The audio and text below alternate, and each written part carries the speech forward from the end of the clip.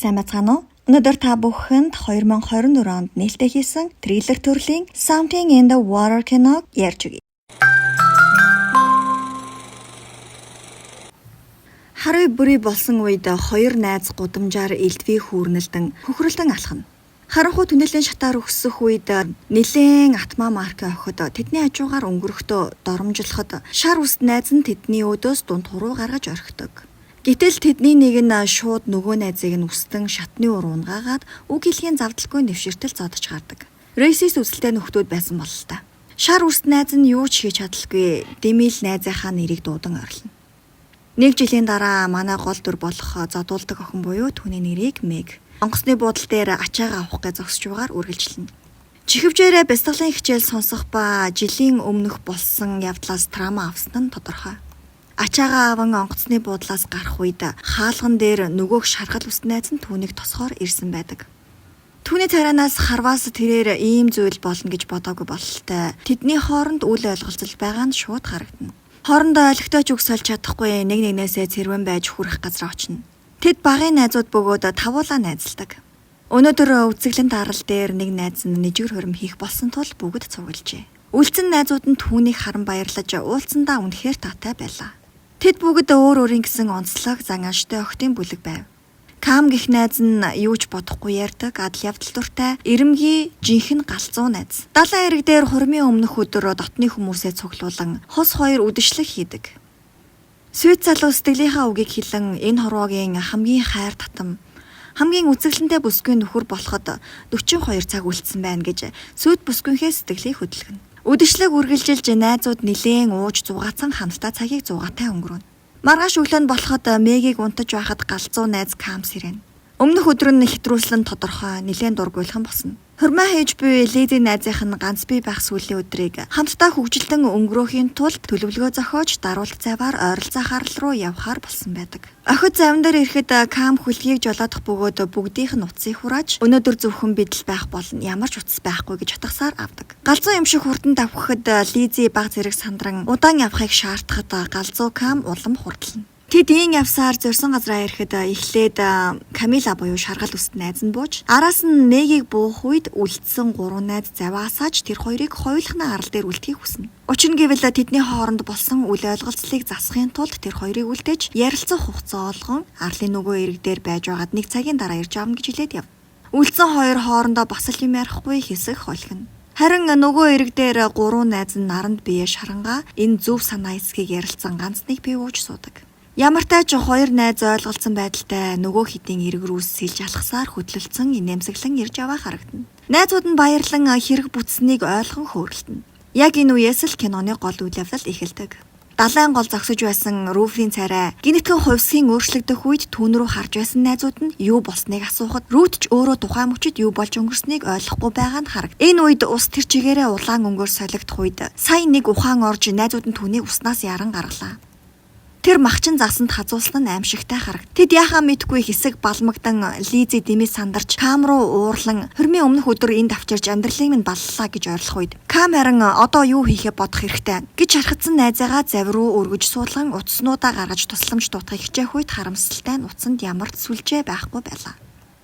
Ямартай ч заваа асаагаад хурдлан давхих үед харамсалтай нь өмнө нь завд жолоодож үзээгүй Лизи хад мөргөн завь цөмөрч живж эхлэх үед байдал маш ноцтой болж эхэлдэг. Тэгээд тэд далайн голд завчгүй голдоо ганцхан аврах хантаацтай шархацсан найзтайгаа үлдэнэ.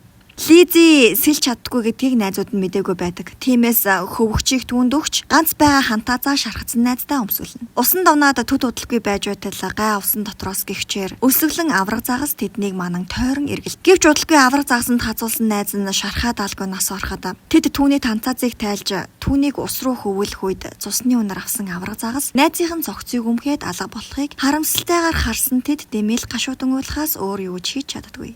Тэгээд тэд одоо яхаа хэлэлцэн эргээс хэр хол байгаагаа ч мэдэхгүй тэдний нэг нь сэлж тусламж гуйхаар явах хэрэгтэй ярилцаж сайн сэлдэг гэснээр нь шаргал ус найз нь цаашаа сэлэн одно. Одоо тэд гуруулаа үлдсэн байх бөгөөд хоорондоо маргалдаж эхэлнэ. Маргааш хурмаа хийх байсан найз нь хэдэн цаг болж байгаа Камаас асуухад 4 цаг гэж хэлдэг. Тэрээр би одоо маникюр хийлгээд хурмандаа бэлдээд сууж байх ёстой байсан гэж хэлэхэд Кам түүнээс мэдээж уучлалтгүй. Тэрээр түүнд уурлан чиний утгагүй санаанаас л энэ бүхэн болсон гэж ширүүхэн маргалдах үед авраг загас дахин тэднийг чиглэн ирэхэд зоригт Кам хутгаа барин түүнтэй тэмцэгийг оролцсон ч загсыг дайрах үед хутгаа ус руу унаснаар түүний найдвар тасарч авраг загасанд хацуулсан ч хамаг чадлаараа түүнийг гараараа зохиогч мэдээж ягаад ч дийлэхгүй тэрээр усны гүн рүү загасны аманд орон алга боллоо. Үлцэн хоёр найз шоконд орон энэ бүх болж байгаа үйл явдалд итгэж өгөхгүй хоорондоо тэвэрлэн уйллана. Тэд усанд хэр удаан байсныг мэдэхгүй ч маш ичиж цуцаж туйлцсан харагдана. Мэг бид эцсийн хүчээ шавхан сэлэх хэрэгтэй гэхэд Лизи харин эндээ тусламж ирэхийг хүлээсэн дээр гэж хэлдэг. Тэгээд тэд зав ирж байгаа харан баярлан хамаг чадлаараа ойрлох хэдий ч зав тэдний харалгүй хажуугаар нь тун ойрхон зурж өнгөрнө. Тэд дахин олон цаг хүүтэн усанд байж нэг мэдхэд Мэг зүүдэндээ автан унтсан байх үед найз нь түүнийг цочон сэрээснээр харвай бүрий болсон байх бөгөөд гинэт бороо шаагаж эхлэхэд тэд борооны уснаас сууж багч гисэн тайлбарлыг олох үедээ хүчтэй давлгаанд хөвгчөө алдчихдаг. Хөвчгүй болсон Мэг өөрийнхөө биеэр дээшээ харж хөвөн хэсэг зурл амарч байв. Бүхэн шүнийг тэд тэврэлтэн дагжин чичигч өнгөрөө хэдий ч Лизи үнэхээр туйлдаж цаашид тэсэж чадахгүйгээ ойлгон халаасандаа байсан нэгэн зүйлийг Мэгийн халаасанд хийснээр үзэгдэл солигдож өглөө болно. Мэг усанд ганцаараа үлдсэн байгааг ойлгон гайхаж найзыгаа хайн димил орилж наашаа сэлнэ. Найзыгаа алдсандаа гуниглаж чамжаагүй байх үед авраг загас үлссэн тул дахин ирж Мэгийг агнана. Үлссэн биздэ гэж Мэг өөрийгөө зоригжуулан түүнийг дайрахад өөдөөс нь тэмцэн зогхоход амжилттай болсон ч гар нь баг зэрэг шалбарснаас цус гарч эхэлдэг. Мэг цусыг усанд оруулбал авраг загас улам амтшин дайрахыг мэдж байгаа тул гараа ус руу оруулахгүй хичээнэ.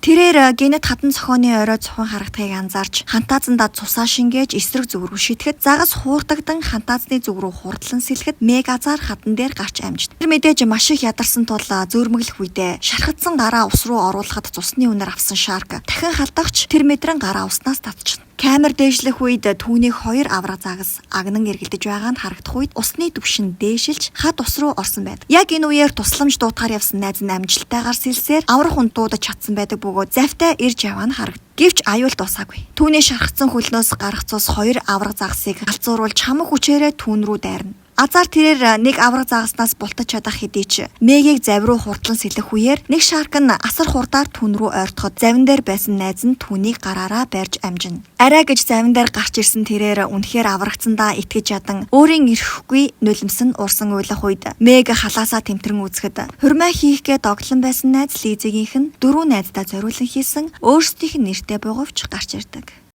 Кино таалагдсан бол та бүхэн лайк болон subscribe тавчийг дараарай. Thank you.